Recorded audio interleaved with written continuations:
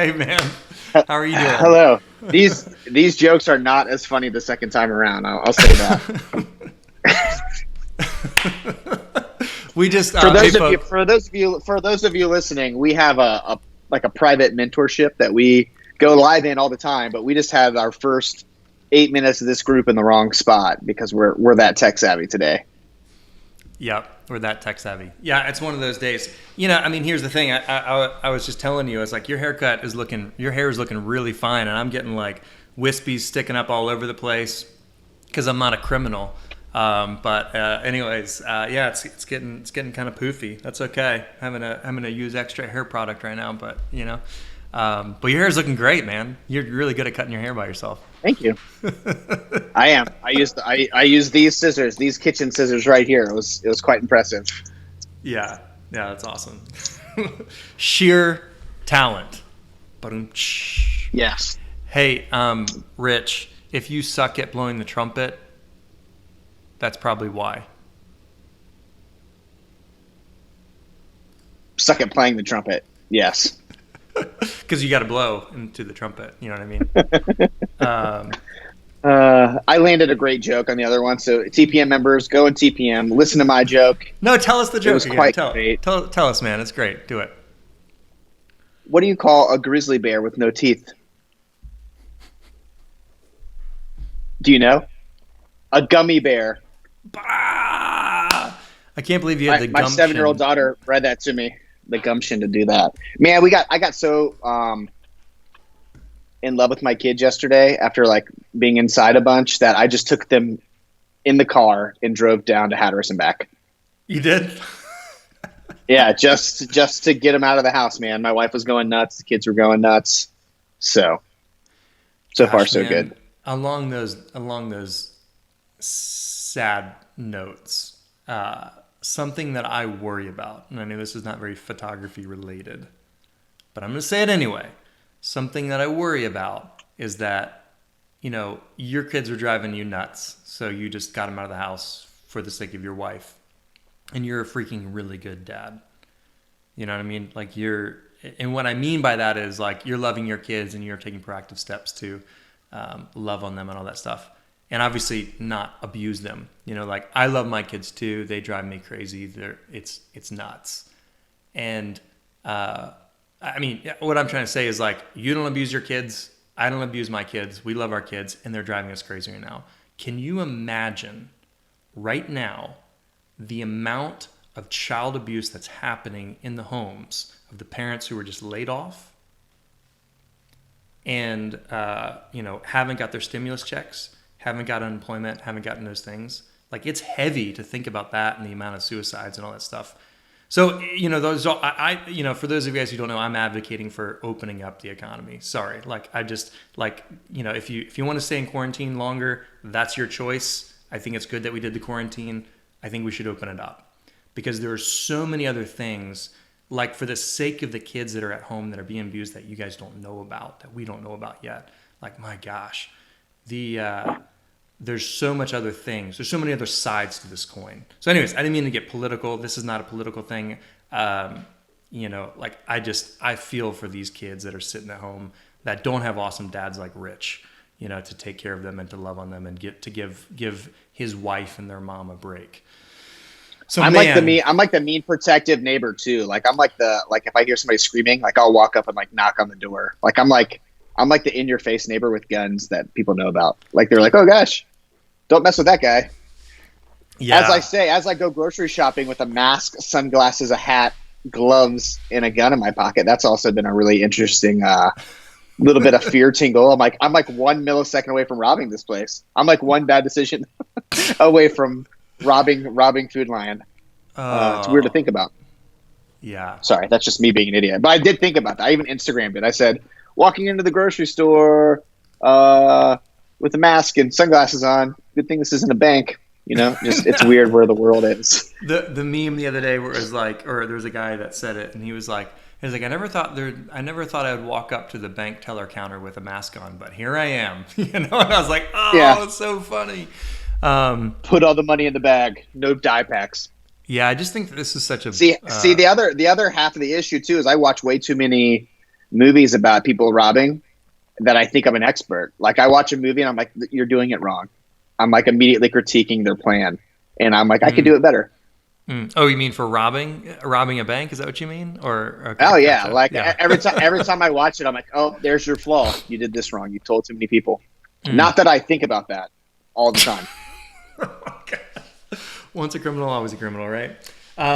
Rich is not a criminal now, folks, but he was when he was 15 or 16, which is like 3 years ago. So yeah, something like that. Hey, today we're going to talk about what is our title for it? It's about editing secrets, the editing secrets that every photographer should know. Yeah, they all have different titles. We are on the last part of our 3 photography superpowers. That's right. Editing like a pro. Yeah. So first, week 1, we talked about how to see like a professional photographer. Not talk like one, apparently, but see like a professional photographer. Week 2, we talked about shooting like a professional photographer and kind of the advantages of shooting like a photographer and why you should, like why you should shoot in manual mode, right? And then this week we're going to talk about editing. Now that does present us with a little bit of a challenge. Since editing is, mostly visual, photography in general is mostly visual. So it's kind of a fun challenge to do this in the audio or audible form of a podcast. So, but I think we're going to do it. And what we might do is we might even do a little segment where we're editing some photos, and we'll put the editing video on davidmolnar.com/009 on the podcast post 009. And then that way you guys can kind of watch a little editing sneak peek on that. So, hey, Rich, what are we giving away today? Because we give every single time we do a podcast for you live listeners, all 122 of you who are live listening at the moment, y'all could win something. What are we giving away today? Seriously, I don't know. What are we giving away today? I have a big box. It's a backpack. I love giving away backpacks because when we give stuff away, I get most comments. Like I give away like this awesome tripod and they're like, nothing. I hear nothing. I give away a backpack and they're like, this is great. So people really like backpacks. But if you let us know in the comments what you do like, within reason, maybe we can get stuff you start like. I just get stuff that I like. Like I go on B&H and I'm like, that seems great. And I like that. That's my backpack. I'll use it. So let's give away this backpack that's right here. Let's do it. Can you show us the backpack? It's in a box already. Oh, B&H. Okay, cool. Well, so we're gonna give away that backpack. It's a pretty awesome backpack, and it has to have my face sticker on the box. Might need to get a Rich Coleman. Hey, yeah, let us know in the comments. Debbie is saying she wants that rolling bag that you have. Let us know in the comments. Rich is not wearing shoes, I guess, or pants. He's wearing shorts, but not pants. Alana is saying she wants a backpack full of toilet paper. Backpacks are great. I'd love to have a backpack or a tripod. Zena says she's not picky. Okay, great. So let us know what you guys would like reasonably.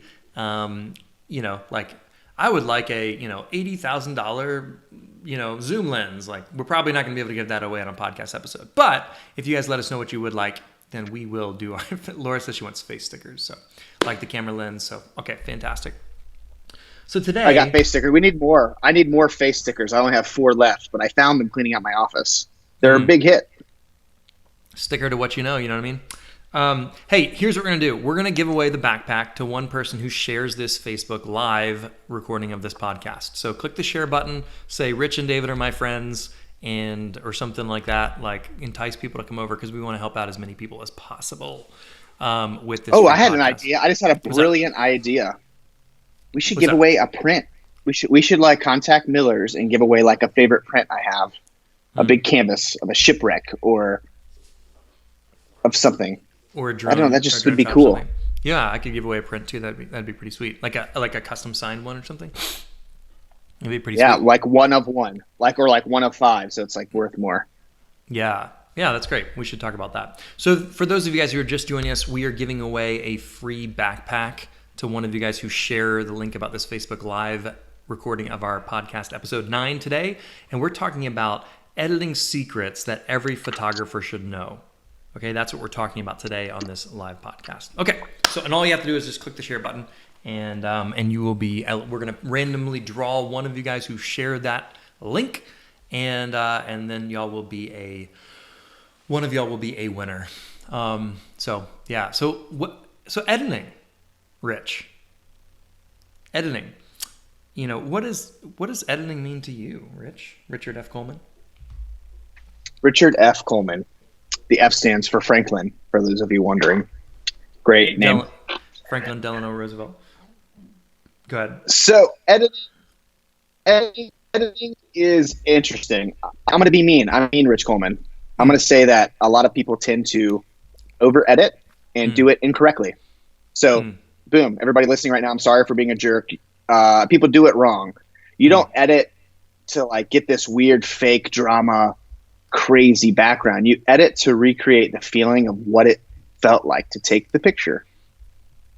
If a picture doesn't move you, take better pictures. So you need to like be in the headspace, like we talked about in week 1, of seeing like a photographer, and then week 2 shooting like a photographer. And then like this is where everything comes together. So you know what you want, you shot it correctly, and now you get to edit it to make you feel like what it felt like when you were on that trip or on that vacation or with your grandkid, or whatever you're feeling in that moment needs to come back with this final step of editing like a pro. And I want to say, like, we've said every part's the most important so far, but this is like the one where you can keep learning. You can never stop doing this part. And the cool thing is as you get better, you can go back and re-edit something from like 3 years ago and be like, wow, this picture that sucked, I made good again. So it's great that you're able to go back and fix some past mistakes. And that's what editing is about. Focus on what's important. That trash can in the background of your picture is not important. Get rid of it. That zit on my forehead, not important. Get rid of it. I don't know. It's pretty important. It tells a story. Rich, I want to ask you a question. So why is it that we need to edit to recreate the emotion? Why can't we just take the picture to start with? Well, so we did a blog post, I think episode 1 or 2, about the human eye versus your camera. Your eye sees over 11 stops of light. That means we always talk about like when you take a picture outside, you can either expose for the sky or the foreground or the background. Your eye and your brain seamlessly sees everything perfectly, and your camera cannot do that.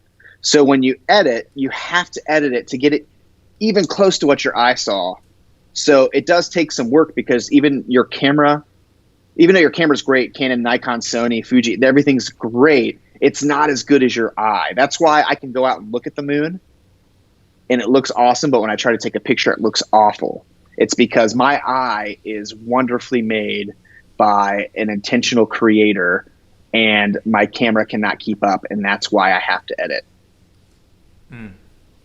Yeah, I think that's so good and so powerful. I mean, how many stops did you say that our eye can see? 9 or 11 stops or something? 11. So stops of light double. By the way, so if you were to here's like a photography science lesson, if you will. I don't want to go super deep into the science, but basically, if you add a stop of light, you're effectively doubling the amount of light that's hitting your camera sensor. So if you add a stop of light, you're doubling the light. So if you go 11 stops from this 11 stops over here, then what it means is that you're doubling the light 11 times, doubling it. I think they call that exponential. Yeah. Anyways, so the point being is that your sight, your eyesight, your eyes, your God-given eyes, okay? And some of us are blessed with better vision than others, but in general, okay, I'd say someone who has a 20/20 eye, and I don't know if how this would change if someone has glasses or something. So I apologize, I don't know that science. But someone with normal God-given eyes, okay, can see an incredible depth and incredible range of tones and colors, highlights and shadows. We can see so much detail, so much vivid colors. We can see so many tones and so many tints and so many, so much different information in one image. And the truth is that we're seeing all this information, but our cameras can't capture. Basically, the detail that our cameras captures pales in comparison to what you and I see. Because what we're seeing is we're seeing all the highlights up here at 11 stops brighter, right? Or 11 times brighter. And we're seeing all the shadows at 11 stops darker, or 11 times darker, okay? And we're also seeing all the tones and the colors and all the hues in between. And our brain is putting it all together to craft one beautifully composited image. And that's why we can see the bright blues in the sky while also seeing the dark shadows beneath the trees in the horizon. Okay? And I don't know if you've ever noticed, but like you go into a dark room, I'm sure you've noticed, and your eyes like take a minute to adjust. You feel like you can't see everything because you walked in from outside, and all of a sudden your eyes adjust. What's actually happening is the aperture in your eye, your iris, is opening up to a larger size, and your eyes, are adjusting, for that. Our eyes are so intelligent. And as amazing as our cameras are, whether you have a Nikon or a Canon or a Sony or Fuji, Pentax, doesn't matter. As amazing as our eyes are, as amazing as the cameras are, our eyes are so much more sophisticated and so much technologically advanced, if you want to go technological, than the cameras, the amazing cameras that they have these days. So here's the deal. Here's why we edit short and sweet. Your eyes can see so much beauty. You can see so many tones and so many colors, all right? And your brain can piece them all together to create one image. Your camera sucks compared to your eyes. Even if you do an amazing job of envisioning, seeing the future, even if you do an amazing job of capturing the correct exposure, or at least the exposure that you want as the photographer. Exposure is brightness. Even if you capture the correct brightness, the correct depth of field, the correct focus, the correct flowing or freezing of motion, even if you capture all those things 100% correct, your images potentially, probably, most likely, are going to pale in comparison to the beauty that you're experiencing with your own God-given eyes. So the reason we edit is not to make our photos look cheesy. It's not because we like that bright and airy preset look. It's not because we like that grungy overlaid look. It's not because we like the oversaturated look or the undersaturated or the black and white look. The reason we edit is to recreate the beauty and the emotion that we see with our God-given eyes. And so that our viewers, the people that are looking at our images, it's so that they can view and feel and experience what we felt with our own God-given eyes. So we edit to recreate the emotion and recreate the beauty that we experienced with our own eyes. That is why we edit. What do you think, Rich? I concur. And sometimes as photographers and artists, like we get hung up in that moment with our camera. And I said this before, but I say it all the time because it was such a profound statement. My buddy, your buddy, Nick McLean, director, cinematographer, great guy. He says, I was at a shoot with him and we were shooting like something like a supermoon or something. And I noticed he wasn't doing anything. Like he took a picture and was done. And I said, "What's up, man?" And he looked right at me, like very intentionally and very serious. And not to be mean, but he said, sometimes you have to take a step back and just enjoy the moment. And that's what photography is. Like we're enjoying the moment so that other people can enjoy it later. And it's like so true. And I really try to live like that now. Like if I'm in Iceland and I'm looking at the Northern Lights and I'm screaming because it's like I jumped like somebody just landed like the sickest skateboard trick. I'm like, oh my God, this is sick. Like I'm screaming almost at the top of my lungs because of this magical moment in Iceland. And then like I put my camera back in my bag and I just sat there in the freezing cold looking up at this like awesome thing happening because I wanted to burn it in my mind. But it's so cool that, experiencing those moments, you can do both. Because, no matter how good of an editor you are, you can't touch what your eye saw. Like we're just trying to do our best job to get us back there. And that's kind of fun too. It's fun editing pictures. Like editing might be my favorite step because I'm like, as I'm doing it, I'm like, ooh, that looks good. Ooh, yeah, warm it up. Ooh, like it gives me all these like tingle feels like, yeah, like this is getting better. It does. But, speaking of editing and getting those tingly feels, we should talk about the art of choosing images or culling images. Now, I say cull, C-U-L-L, cull. Not call, not like call me maybe, but cull, C-U-L-L. This is crazy. To cull means to choose. What's crazy? Oh, call me maybe. I was just saying. Yeah. Oh, dude, that song, it's like stuck in your head, right? So we can talk about the art of choosing images or culling images for a second. And then what I might actually do is do an editing demonstration for all of you guys who are on live. And then I'll post this video on the podcast page, davidmolnar.com/009 once we have this video up and ready. But let's talk about culling for a second, or choosing images, because what you were talking about is you were saying editing is your favorite part when you get to change the images and actually kind of recreate that emotion.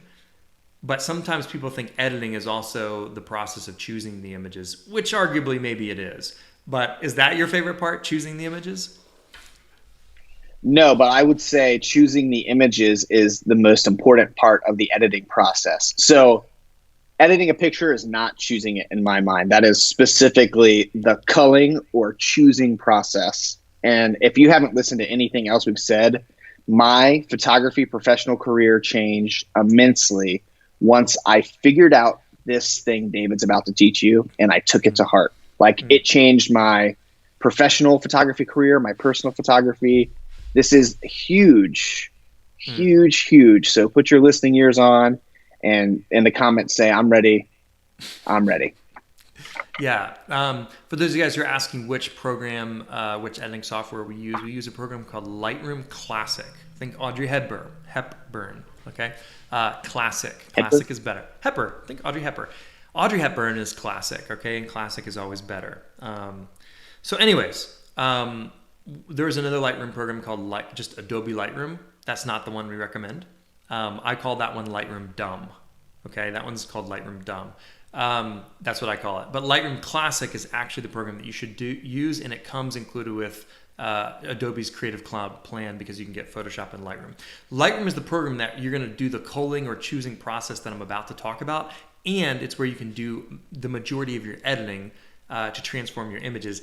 And once you edit one image, you can synchronize your edits between one image and multiple other images. So it's really, really powerful, because you could edit one photo the way that you want, and then if you've shot 100 more photos that are in very similar lighting situations, and with when you're shooting in manual mode in your camera and you're shooting consistently good exposures and good correct images, you can edit one and then you can synchronize the rest of those images, and it will speed up your workflow like really amazing. Yep. Hey, if you guys are just tuning in right now, we are giving away a backpack in a little teeny bit. I know a bunch of you guys just tuned in, and all you have to do to be eligible to give away, to win that giveaway of the backpack, is just click the share button, because we want to help out as many people as possible on this podcast, episode 9, okay, of the Your Photography Mentor podcast. But we're talking about how to successfully choose images, or the art of choosing images. So here's the thing.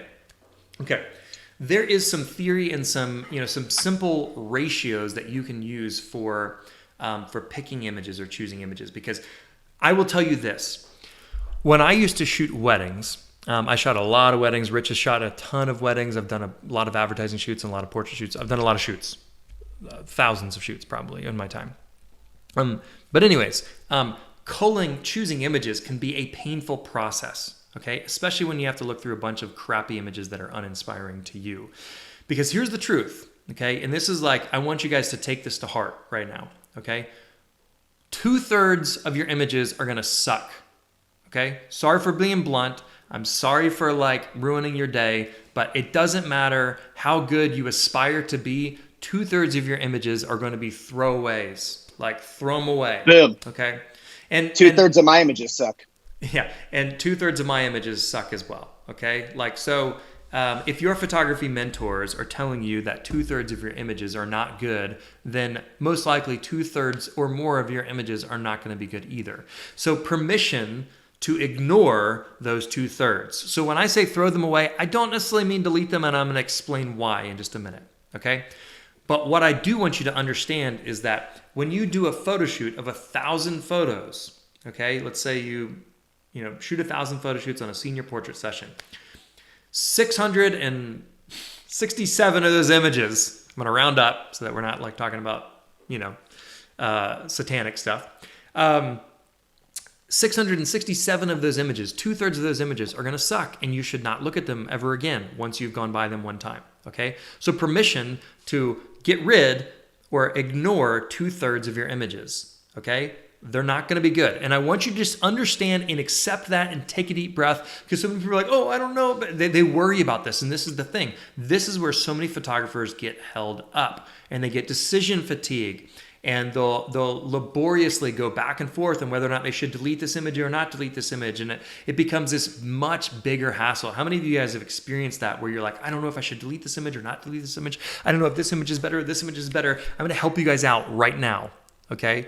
This is going to be a game changer for you. And also I have a course called Lightroom Classic 101. Okay? And in that course, it's only an hour and a half long or so, and it's amazing and it's potent.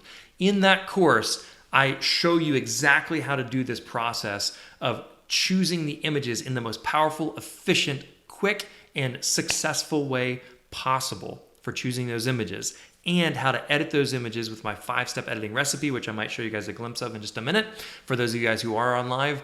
And I show you how to synchronize those edits between multiple images that are similar so that you can process your images fast and get amazing professional quality. So I'm going to talk about that choosing process now. Here's the thing. Keep in mind, you're going to throw away, if you shoot 1,000 images, you're only going to keep 1/3 of them. Okay? You're going to throw away the other 2/3 of your images. So what does that mean? If you're decent at math, that means if you shoot 1,000 images, 667 of those images are going to go bye-bye. What I actually do is I put them in a folder called delete, and I just remove them from the equation. And then 6 months later, if I feel really good about it, I will delete those photos. Okay? So I don't necessarily delete them right away. I'm not looking for images to delete. What I am doing, okay, is when I'm looking through images, I'm only looking for the good images. I'm not looking for bad. I'm not looking to decide whether I want to delete this image or not. I'm doing the reverse version of that psychology. I'm looking for the good, and here's why. Couple reasons, okay? Number one, if you're looking for bad images, you're gonna be depressed. And how many of you guys know that sometimes photographers and artists are a little bit emotional, okay? A lot of us are 4s in the Enneagram. I'm not, I'm a 7, but a lot of us are, okay? You know what 4 in the Enneagram is? The Enneagram's awesome. Go look it up. It's been really good for stuff. Anyways, here's the thing. You don't want to look for the negative in life. You don't just want to go look for the negative, okay? You should try to have a positive outlook on life, okay? For those of you guys who are paying attention to the news, who's fear-mongering all this stuff, look for the good news. The good news is 50 to 85 times more people are actually infected with the virus, which means, and they've already developed successful immunity to it, which means that the death toll is actually 50 to 85 times lower than the fear-mongering media has told you. So in the same way that you shouldn't only look for the bad, you should start looking for only the good when you're talking about your images. Okay? Sorry, I hate the fear-mongering propaganda media. It just drives me nuts because they're just trying to instill fear and control you guys. Anyways, here's the thing. When you're only looking for good images, you're going to do it more efficiently, and you're going to feel better about your images. Okay? You're going to feel better about them because you're only looking for the good images. Okay? And when you do that, you're going to mark in Lightroom, which is the Lightroom Classic, the best editing software in the world for choosing and organizing and editing your images. You're no longer going to even push a button to mark the bad images, the 2/3 of the images that you're going to throw away. Instead, you're only going to push a button to mark the images that are good, that you can't stand to live without. Okay? So what that means is that if you have 1,000 images, you were previously going to push the next button, and then you were going to mark a bad image, and then you're going to push the next button, and you were going to mark a good image when it was good. So what that means is that you're going to have to push at least 2,000 buttons, at least. So you just think about that from an efficiency standpoint, 2,000 buttons, okay? Because you have to push the next key, and then the arrow key, and then you have to mark it with something. Okay? And not to mention the decision fatigue of trying to decide, should I delete this one or not? Instead, what you're doing is reducing that by 700 button clicks-ish, okay? 700 and something button clicks. And you're only going to push the next button and then mark on the good images, those 300 and something good ones. Okay? So that means that you're going to go from, just from an efficiency standpoint, okay, you're literally going to go from pushing a minimum of 2,000 buttons for a 1,000 image photo shoot, because next, mark, that's 2,000 clicks.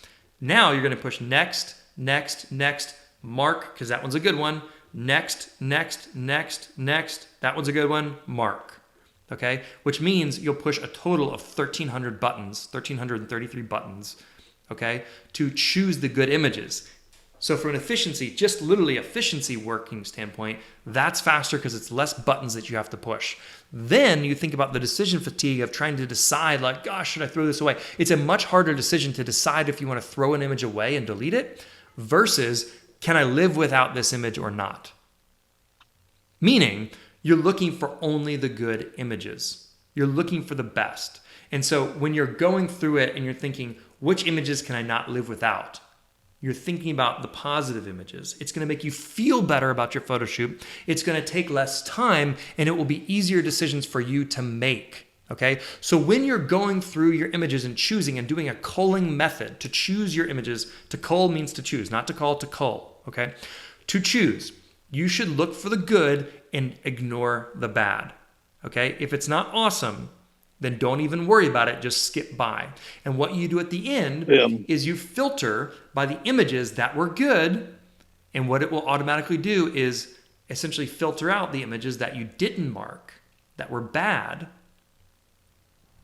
And you can just move those to a different folder called delete or later or ignore, whatever. I call my folder delete because I know in 6 months from now or a year from now, if I want to free up space in my hard drive, I can delete that folder as long as I didn't have a client requesting an image that I might have missed or something.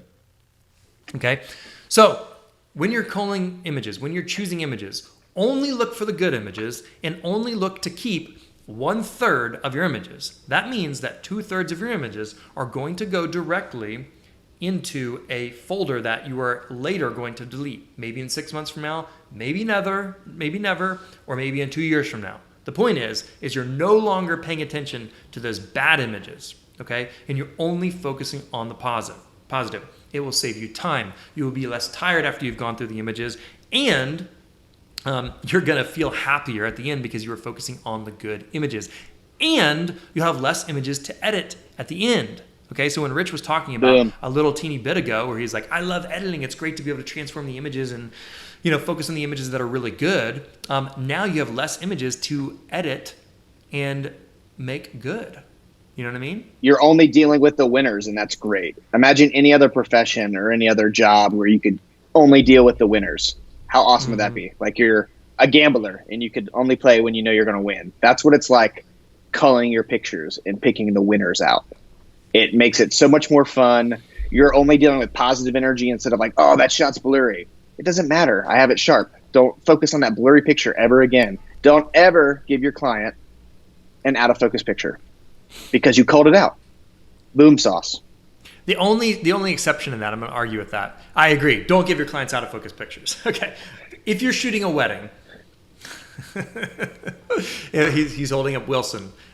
If you're shooting a wedding, okay, and Grandma Sue passed away, or is, like it's a special moment, and for some reason you only got a slightly out of focus version of that first and last dance with Grandma Sue or Uncle Jack or whatever it is, you may I blame your Canon camera for that.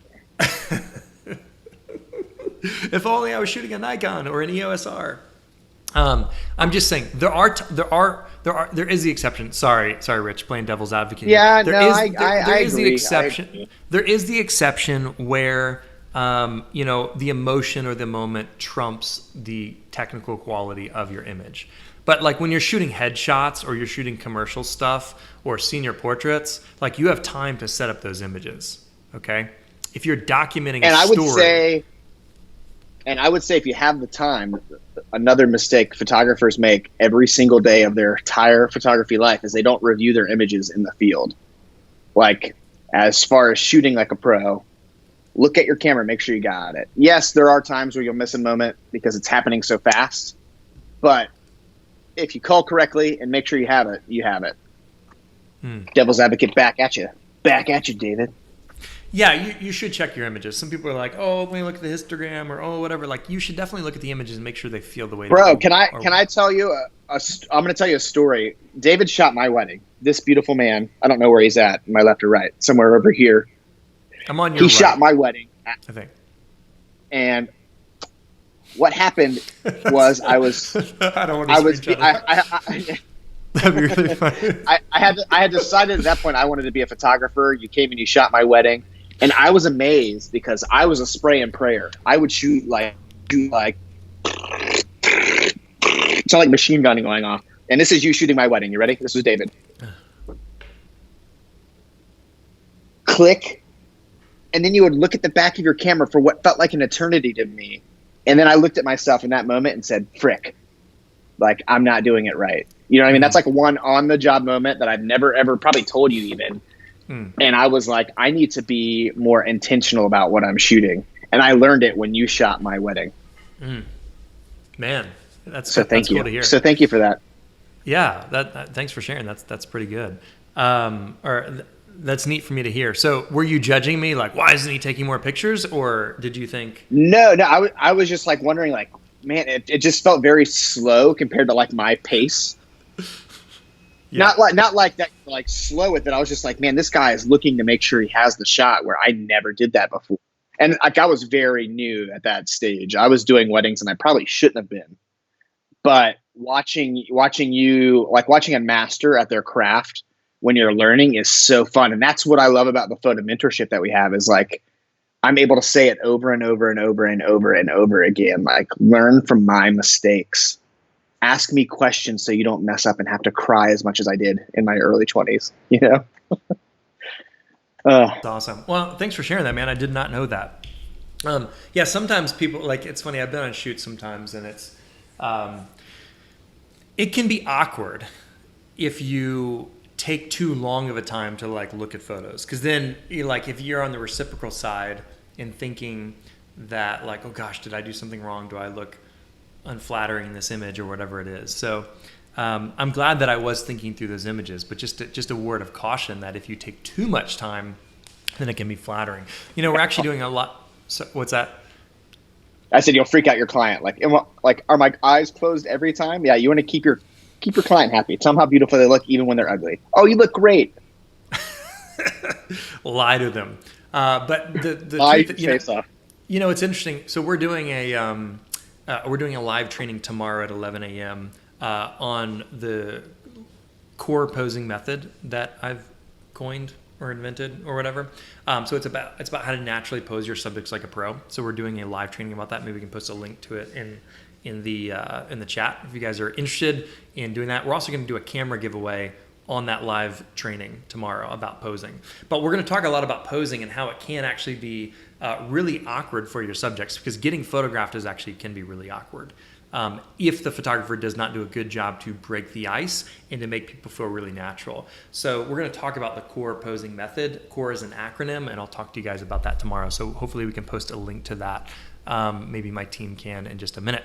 But what I do want to do also is do a quick editing demonstration. I know if you guys are listening live in the podcast, maybe you just maybe we'll edit this part out.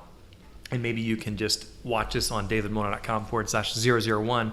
But I wanted to do a quick demonstration for you guys of the 5-step editing recipe. Some of you guys have maybe seen our trainings, or a lot of you guys are in the photo mentorship.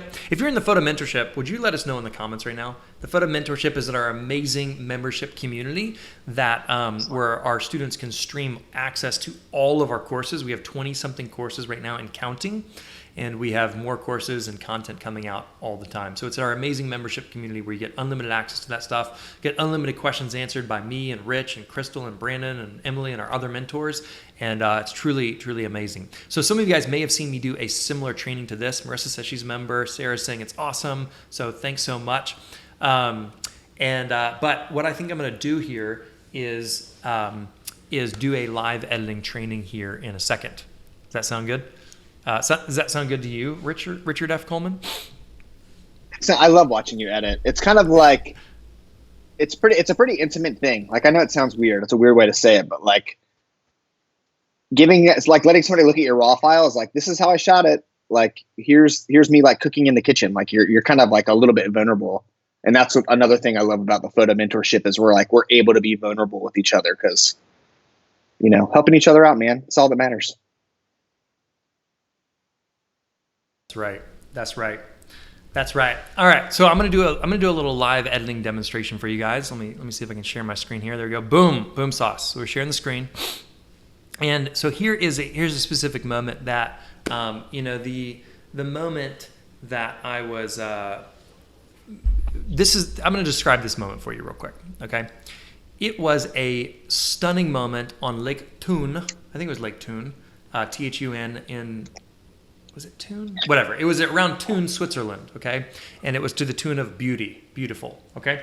So anyways, absolutely stunning sunset. There's sailboats floating in the lake. The colors were vibrant, this warm red, stunning sunset, okay? But unfortunately, this is what happened. This is what showed up on the back of my camera, okay? I'm using Lightroom Classic, which is the best editing program, okay? There is another program over here called Lightroom, and I call that one Lightroom Dumb. So if it just says Adobe Lightroom, that is Adobe Lightroom Dumb. Don't use that one. It's okay, if you're using it, it's okay, but it's nowhere near as cool and as awesome as Lightroom Classic is. Lightroom Classic is like Audrey Hepburn, okay? Classic is always better than these trashy current modern day movie stars. Okay, so Classic is better, all right? So we're using Lightroom Classic. I'm gonna press Shift F one time, and then I'm gonna press Shift F again, okay? And what that does is that goes to full screen, which is pretty awesome. So I want to show you guys real quick. I am in, at the moment, the library module. By the way, these are all panels. Each of these panels up here, you can take it away or click it back by clicking this button right here. You can click this button right here, take that panel away, the bottom one. All of these are panels where you can do that. And if you press the tab key, the panels just go away right there. And if you press the tab key again, the panels come back, okay? So anyways, what I like to do is, I'll show you in a second. So right now I am in the library module right at this second, okay? And let me make sure that I can develop this image because I think that I need to plug in a different hard drive. You can do it. Oh no. I just realized my hard drive is not plugged in. That's really important. This part of today is brought to you by Vetero back support pad. It sure does. It sure does. It's brought to you by the back support pad. Okay.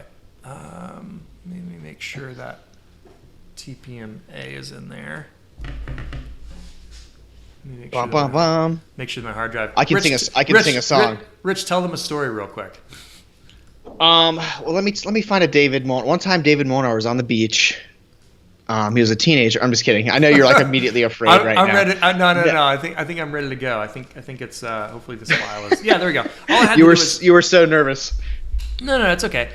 So here's what's happening. In this moment, so I teach this in the Lightroom course. I had just gotten to my office right before the podcast started, so I forgot to plug in my hard drive. But here's the deal.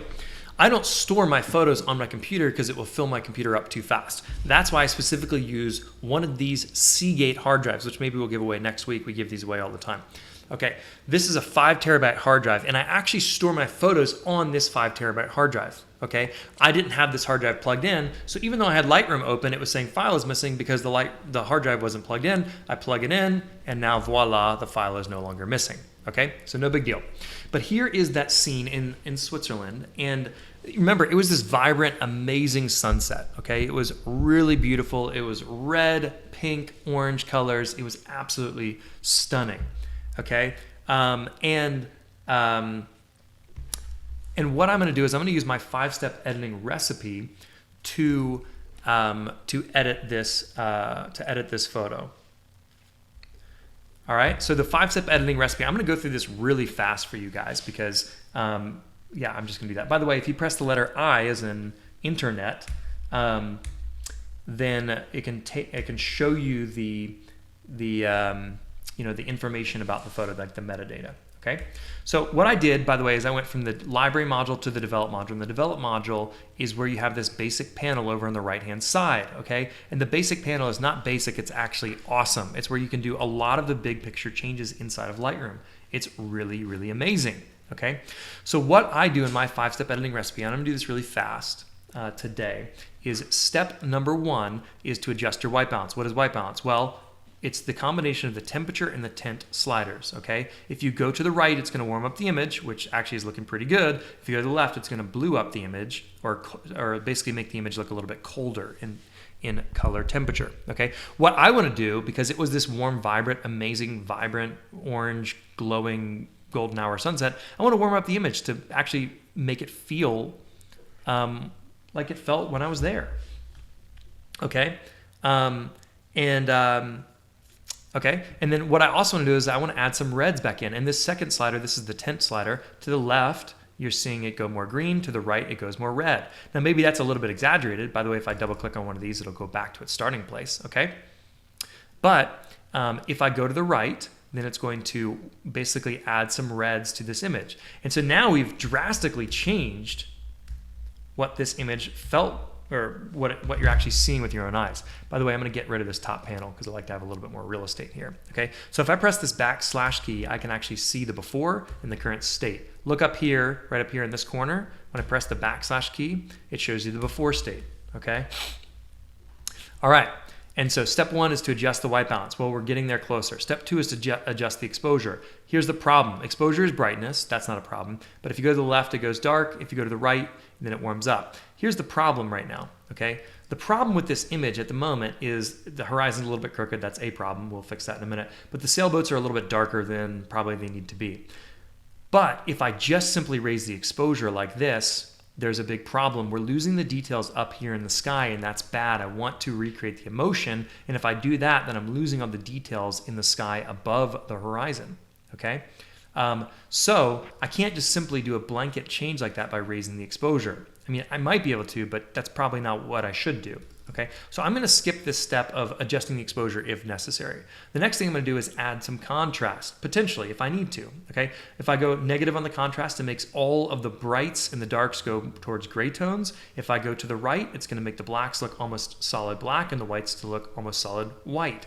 So I don't necessarily want to go that extreme. So what I will do is I'll add just a little smidge of contrast around plus, let's say plus 20. Okay, now here's where step 4 is actually a really magical step. I like to say it's the highlight of the training. Okay, because highlights are simply going to adjust the highlight area. Look in the top right hand corner. Okay, the top right hand corner, when I increase the highlights, it's only affecting the highlighted areas and essentially the sky and the reflections in the water. It's not affecting the shadows beneath the horizon over here. Okay, but we don't want to raise the highlights because that looks bad. What we might want to do is lower the highlights a little bit and make those details be more vibrant. Boom, it's looking awesome. Okay, we're getting closer to what it actually felt like. Now the next one is shadows, okay? So step 4 is to adjust the highlights and shadows. It's one combined step, so there's kind of a 2-part thing, just kind of like there's a 2-part thing in the temperature and tint slider of changing the white balance, because the white balance is the combination of these 2 sliders.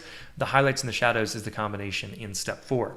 So with shadows, if you just simply lower the shadows, then it's going to make the darker areas darker, okay? If you raise the shadows, it's going to raise the brightness of just the shadows in the darker area. How amazing is that? Here's before and here's the current state. Pretty incredible. So step 4, let's look at that. Step 4 is where some of the big transformation comes. Okay, I'm going to double click on these sliders, which sets them back to their starting place, which in this case is 0. Okay, so if I reduce the highlights here, it's adding details up here. And if I increase the shadows here, it's bringing up just the shadows, but it's not messing with the sky like it did when we just raised the exposure. Okay, because the exposure was raising everything in the picture, and the shadows is just simply controlling the shadows of the image. Pretty powerful. So I'm probably going to raise that to 100% even. Okay, and then the next thing we can do, we probably in this situation, now that I've done that, is I'll actually lower the shadows just a little teeny bit because maybe I think it was going a little bit too much. Okay, so I'll go 60-ish something. I'm right around 68 and 67 for the highlights and the shadows. Okay, so here's where we were before and here's where we are now. That's pretty amazing. Now the 5th and final step for the 5-step editing recipe that I teach in that course, Lightroom Classic 101, which every single member of the Photo Mentorship can stream for free, included in their membership. They can also stream Lightroom Classic 201 in the membership as well, and all of our other courses on Photoshop and etc., because we have 20-something courses. But anyways, the point being, the fifth step in the 5-step editing recipe, which I teach in those courses, is to clarify your image. And you do that in the presence area. Now, presence, I like to say, is a present from Adobe to us. Okay? It is amazing. To be clear. Yeah, to be clear, it is, yeah, it's awesome. That's awesome. But anyways, what we're going to do is we're going to adjust some sliders under the presence area, okay? So the first thing we're going to do is adjust the, so Rich and I have this kind of common thing. We talk about texture slider. I don't use the texture slider as much. What that does is essentially sharpens things, which actually is pretty cool, but I think it can be overdone. So I might do a little teeny bit of texture. It might just add a little teeny bit, which is fine. But what I do have is clarity and Dee Haze, okay? So if you change the clarity slider to the left, it's gonna make everything unclear. It's gonna be less clear, or it's gonna remove some clarity, okay? If you add some clarity here, it's going to clarify the image a little bit. Now, if you go too much, it's going to be real sharp and real clear. So that may be a little bit exaggerated. I don't necessarily like that. Sometimes when you add too much clarity, it reduces some saturation and some stuff like that as well. Okay. So what I might do is just add a little teeny bit of clarity. All right. Now, Dee Haze is another really cool tool. If you go to the negative, it makes everything super hazy. Okay. It's a little different than the clarity. All right. If you declarify or reduce the clarity, it looks kind of like Glamour Shots by Deb, okay? If you Dee Haze, it kind of looks like real hazy. It's like a little bit, it's more just hazy. They have a different effect, okay? So remember, we increase the clarity by, I don't know, 30, 40%. In the Dee Haze, we don't want to go 100% because it makes it way too dramatic. It's kind of cool, but we're not trying to go for the look in the movie 300 here. We're just going to add a little teeny bit of Dee Haze, okay? So I'm going to go 25, 30%, something like that. Pretty good. Okay, here's where we were before, here's where we are now. It's an absolutely dramatic, amazing transformation so far. I think we could even pull back some more details in these highlights, so let's go ahead and do that. I'll reduce these highlights just a little teeny bit more here. Okay, and we might be able to go a little bit step forward, a little step further. By the way, all these things, you're not set on them, you can always go back and readjust. Okay, so let's say I wanted to lower the exposure a little teeny bit and pull in a little bit more, just kind of add a little darkness in the sky. I still have a little bit more leeway with the shadows to raise the shadows here and kind of balance out that exposure, okay? I'm gonna reduce the texture a little teeny bit because it's just bothering me. Like, it just bothers me sometimes. Okay, so here's where we were before, here's where we are now. And the one final step we need to do in this situation is to just kind of, I'm gonna do a Rich Coleman. I'm gonna pull a Rich Coleman right here because we can basically, in the crop area, the crop tool, we can actually twist and rotate the horizon here. But what I'm going to do is I'm going to push escape. I'm not going to do that. I'm going to go back to this crop tool, which the shortcut key is R for that. And we can go to this angle key and we can literally just draw a line on the horizon. It's going to crop on that horizon. Okay. And so it rotated it slightly. Now what's funky is that there's this wind line, which kind of is deceiving a little teeny bit, but I can press enter. And now we have an amazing transformation. Here's the before and here's the current state.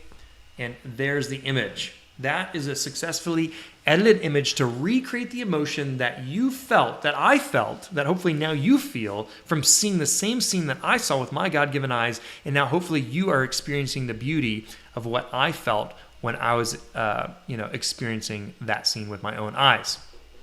Okay, so there you go.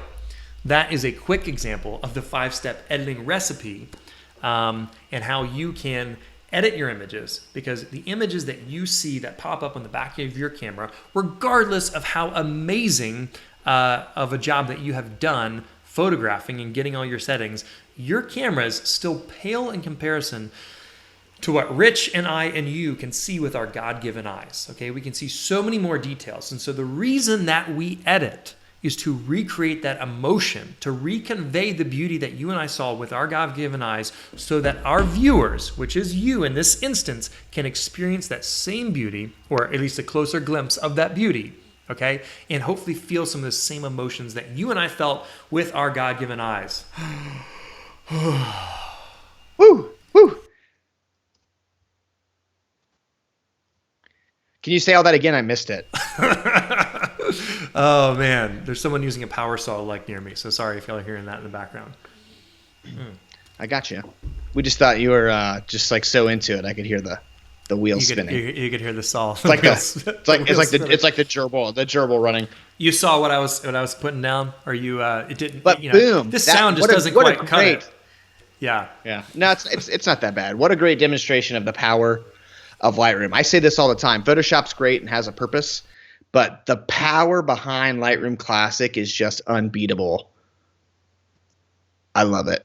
I use it every day, all the time. If you have Lightroom, we call it Lightroom dumb, not because you're dumb, because the software is dumb.